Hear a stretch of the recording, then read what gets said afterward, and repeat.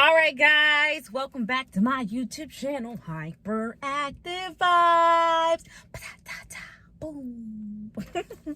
Hey guys, welcome back. The last audio, the last conversation, the last moment that we shared together was me talking about my crush. And so I wanted to literally continue on and give you guys an update, I guess, on where I stand with my whole crush situation and kind of my current feelings in this current moment. So that's what we're gonna do. That's what I'm gonna share with you guys, because I figured out, I learned a lot of things, and I'm a little frustrated, just a little frustrated, but it's okay, because I know that a crush is just a crush. I feel like a crush, maybe for me, has been the true definition of what it means to lust after someone, because really you don't know what this person's like.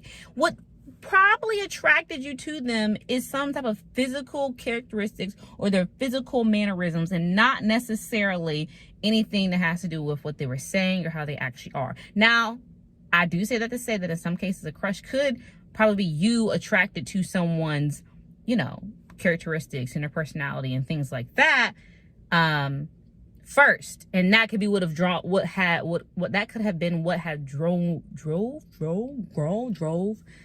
you to them. I don't know. That could have been what had driven you towards them, guided you towards them, was their personality. You know what I mean? So there's the caveat. But in my case, it was a physical attraction. I was just like, oh my God, I really want to give this person a hug. Yes. And that's how I felt about the situation. And that's how I felt about the person that I had a crush on. But in current times, you know how you get to know someone and then you're just yeah, I'm gonna just go ahead and revoke the title of crush, because it's not even that you're not what I thought you would be, because I didn't have any expectations. You're just not a nice person. You're just not a nice person. Forget me having any expectations of you. I just don't like you. There's no way. Yes, you look amazing, and that initial attraction was wow, was strong, and then you discover people's personalities and you're okay. But I didn't go in there having any expectations of how they would be. I literally just discovered that they're just not a cool person. They're just not a cool person, which is completely different. So I would say I did not let myself down in this case, or I didn't set any expectations that were just, ridiculous or anything. I didn't have any expectations. I just learned that I just don't like that person and what they actually are like. But it wasn't because I was expecting them to be like anything. It was just because I just don't like their personality. And that's fine. It's okay not to like someone's personality. It's okay not to get along with people. It's okay to disagree, and to just, coexist. Coexisting is okay. Coexisting in the wrong, setting can be very toxic, but coexisting with a crush who's an ex-crush now, I see no problem with that. And also, I'm learning you don't have to burn bridges. I was talking to a friend about this maybe last year. You don't have to burn the bridge. The bridge doesn't have to die because the relationship is not the same, because you no longer want to be involved with this person, whether it's romantically, whether it's friendship wise, whether it's just, co-worker, whatever it may be. The relationship doesn't have to burn and fizzle, and you have to have a conversation about how it's going to dissolve and how you're going to end. It doesn't have to be that big of a deal. It could just be, you know what? You pull back a little bit. They pull back a little bit. If they don't pull back, they'll start to get the hint, hopefully. Or you just, you put up some more boundaries. It doesn't have to be a whole big shebang, bang, wang, wang. I remember that last year around the Halloween time, I had a, falling out with a friend.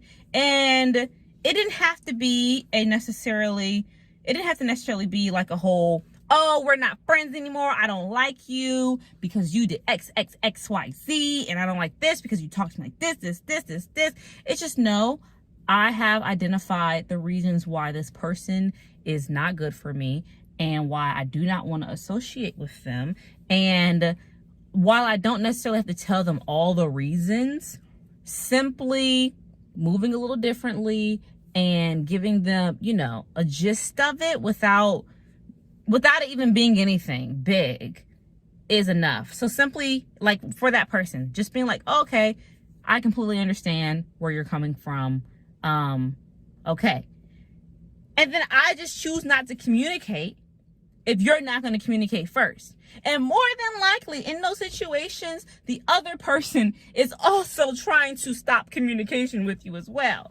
So typically you're going to have no problem trying to like let a relationship fizzle out and let it just turn from like friends to acquaintances, or acquaintances to past buyers, or whatever you want to call it. But yeah, for me, I didn't necessarily have to end that relationship necessarily. Just let it fizzle, because I knew I wasn't going to contact them first, and they knew that, and they did not end up contacting me first. So it just was what it was. And nothing had to die. There was no hurt feelings or anything. Of course, there was like a little tension if you allow for it to be tension, but it was nothing that was that would have created like some type of turmoil. It could have, if you allow it to be like that. But what ended up happening was I saw that person again, and instead of like pretending like I didn't see them, like a lot of people do, a lot of people will just pretend they did not see you, which I think is so shady. How you just gonna pretend you don't, like, you're just not gonna, like, what? Like, you saw me, whether I saw you or not, you saw me, and you just like keep on walking. I don't understand that mentality. I've been seeing a lot of memes about that, but I truly don't understand that mentality of, oh, I saw you, but you know, I didn't want to disrupt your peace. No, come over here, say hi. Or maybe that's just me. Where I'm like, if you see me, come over. Hey girl, what's the tea? How you doing? Oh my God. Let's talk. Like, let's catch up. Let's go hang out. Let's go do something. But I'm also like a busybody, and I like to be interacting with people and always around them. So I understand that's not everybody's cup of tea. But with this friend, I ended up seeing them, and it definitely could have been a moment where I was just like, I'm good. Like, I'm just like, I know you saw me, and you know that I saw you, but we don't have to communicate. That is the definition of making things awkward and creating turmoil where there really is none. Like, it is what you make of it. So walked over to that person, said hey, had a little moment of catching up. And honestly, we don't have to rehash and reopen that wound, because at the end of the day, we both know where we stand. We both know how we feel about that situation. And if you learn from something, then for me, learning from something means like not repeating that same mistake, and learning ways to like go around it, or like work around that mistake. So I just know, like, we just can't do whatever it was that we were doing before. And if it starts to get towards that behavior and that feeling, then I'm just not gonna do it, like I'm just gonna shift the conversation. Now I do say that to say that caveats, like I don't want to say like this topic is off limits anymore, because it's not necessarily that it's off limits, but it's tabled for now. We both know how each other feel about the situation, and we both know there's not going to be any progression, and it's something that's not big enough to completely end a friendship or end a relationship, a bond.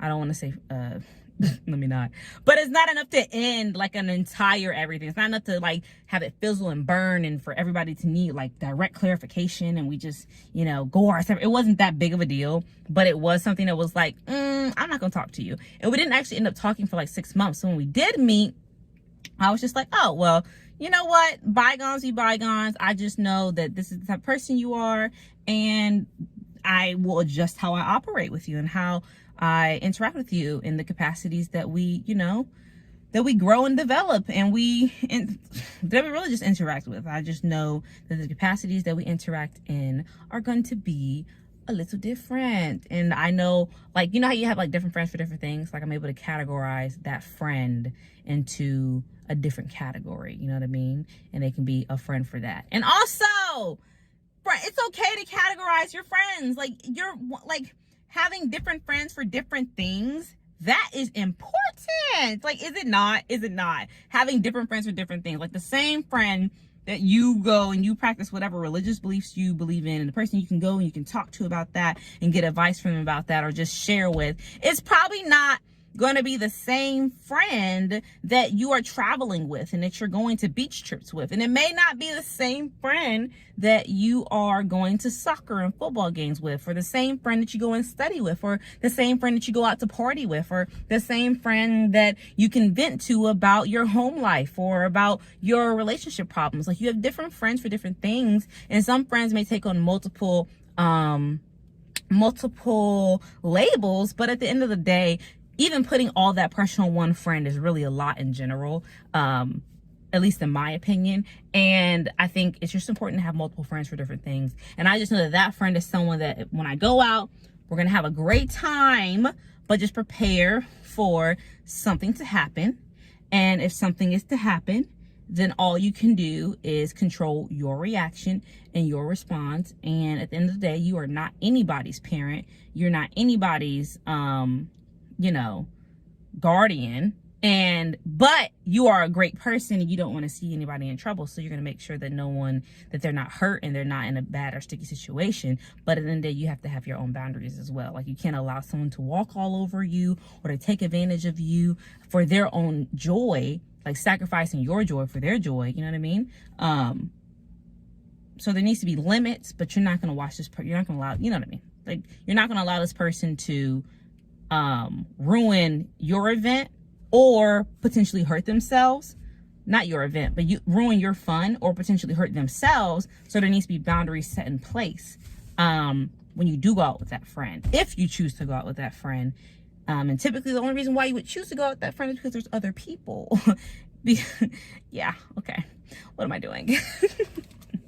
But yeah, typically you only choose, for me in that case, I know I would only hang out with that friend if there were other people around. Or if it was just me, and if we're going out, there has to be other people around. That way I don't feel like I'm being a mom, and maybe they feel a little bit of social pressure to just not show their complete booty. And if it is one-on-one, I know it's probably going to be better, but I do know there'll probably be a chance of us bringing up the October thing that happened. But at the end of the day, who knows? I'm not going to expect for it to come up. I'm not going to expect for it not to come up. I'm just going to be in the moment and enjoy the company while it's there. Because at the end of the day, people are seasons in your life. People come and they go, and that's okay. And that's a part of life. And that's why we have multiple friends for different things. And we're both growing. We're both growing. We're all growing. Well, not all of us are growing. Like, we're growing, but we're not maturing. Both of us are maturing. And I think that's why I chose not to go the stale route with this friend and just, create potential tension by avoiding eye contact and not addressing them. But in doing so, we actually ended up hanging out. It was a good time. Once again, they showed their booty and I expected it, and I did not let it ruin my time and made sure they were still safe at the end of the day. But I didn't let it ruin my time because I kind of knew the expectation by now or how they operate by now. So honestly, I only have the capacity to handle all of that only so often.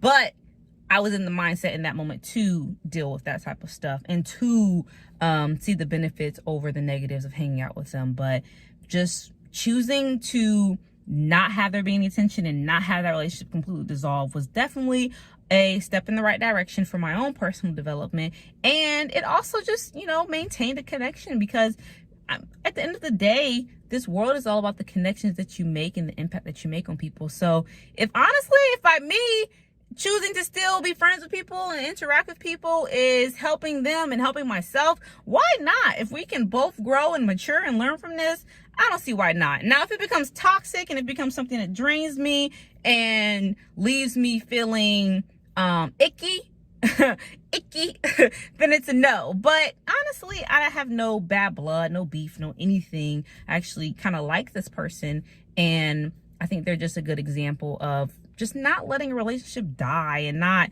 having to end it on such a hard note, not setting the bridge on fire. So I think that's a perfect example of just not setting the bridge on fire, honestly, and just going with the flow and adjusting your expectations and choosing when you want to interact with people. So as far as this crush, I've just learned that they are not really, because I don't really know them. You know, they're a crush. You don't really know them like that. But they're not really worth the energy of me trying to get past all the negatives that I've learned about them. So I'm going to let the crush fizzle out, and I'm going to let my emotions just play themselves out. Like that feeling that I get, I'm just going to let it, you know, play itself out. I'm going to let it fizzle. I'm not going to overthink it. I'm not going to underthink it. It's just going to be there. And eventually it's going to go away, because the way my mind works, the mind of a quote unquote ADHD person, is that we get over stuff really fast. We can fixate on it, but once we choose to get over it, oh, it's gone. It's not even in your mind anymore. What? It was in your mind? Something was in your mind? We were thinking about that? Really? Huh? In my case, that's how my mind works. But yeah, fixation, and then once we're able to move on, we just move on. And honestly, that could be a Leo thing as well when we talk about horoscopes. But I definitely know it's a Jalen thing, because once I choose to move on from something, I'm completely moved on 120%. And I mean, there may be a chance of going back, but typically there's not. But really, just with the crush, I just learned he's not the person that, he doesn't have the personality of someone that I like. And I'm a very open person. A lot of you guys don't know this, but if you made it this far, then you probably should know this. I'm pansexual. So what that means for me is that I see people's mind, and I'm attracted to their mind and their personality and their characteristics. And that's what I prioritize first. Now, I do say that not to say that I don't have preferences, as far as physical appearance, but I'm attracted to your mind first and foremost. I'm attracted to your characteristics and your personality. So honestly, if that is to a T, if that's like something that I'm attracted to, then everything else is secondary. But yeah, so I say all of that to say that they just don't have those characteristics that I like. The characteristics, the personality, the qualities, the values, the morals that I you know, have myself or would find attractive. They don't have that. Now, while they do have the physical appearance, the physical appearance, yeah, they don't have the other items, which are very important, and they come first. So yeah, that's kind of where I'm at, guys. I appreciate you guys listening in and, like, you know, hearing my tea about my crush, because it was a new feeling. It was a new, fresh, totally embraced feeling. And it kind of stinks that it had to come to an end, because I feel like with a crush, you're definitely hyping it up in your head a lot. And then when it does come to an end, you're just like, such a waste of brain power. Such a waste of brain power. But you know what? I don't regret anything. It was nice to actually have a crush again and have someone to just, I don't know. It was just very interesting to have that feeling again, and to kind of re-identify what that means to me and what that looks like to me. So it was cool. And I'm going to go ahead and move on and let my little brain go think about something else. Maybe like stocks in Korea or something. I don't know.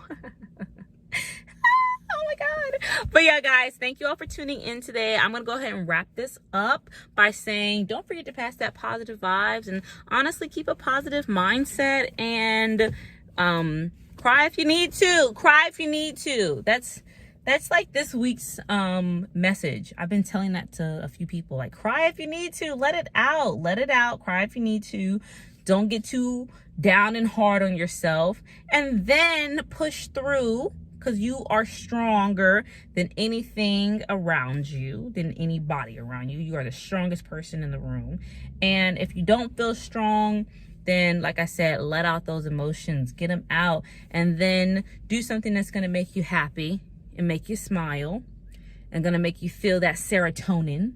Eat some chocolate, take a bubble bath, relax a little bit, go on a run, whatever it takes to make you feel better emotionally. And then from there, start to kind of think about things in that positive manner. Think about things from a more optimistic perspective, you know? Definitely plan for the worst, but expect the best, but plan for the worst? Definitely. Plan for the worst, but expect the best. Or, in my case, plan for the worst and have no expectations at all. I'm just kidding. I do have expectations for the best. I only expect the best, you know? If you're constantly expecting the best, but you're planning for the worst, there's no way you're unprepared for any situation. You're prepared for greatness. And when that event happens and exceeds your expectation of greatness, it's even better. It's even better. It's even better. It's even better. And then if it does go wrong and nothing goes according to plan, then yeah, it's going to hurt a little bit. But you know what? You planned for this. You planned for this. You have your bubble bath and your book and your candle and your bottle of wine at home, and you're ready to chill out, you know? You planned for a run tomorrow and to go to the gym. So you expected the worst and you planned accordingly to make sure that your mind is back on track as soon as, you know, you're able to get it there. So thank you all for tuning in. Don't forget to pass those positive vibes, positivity, guys, optimism. And I'll see you guys in the next one. Don't forget to like, subscribe, and share. And bye, y'all.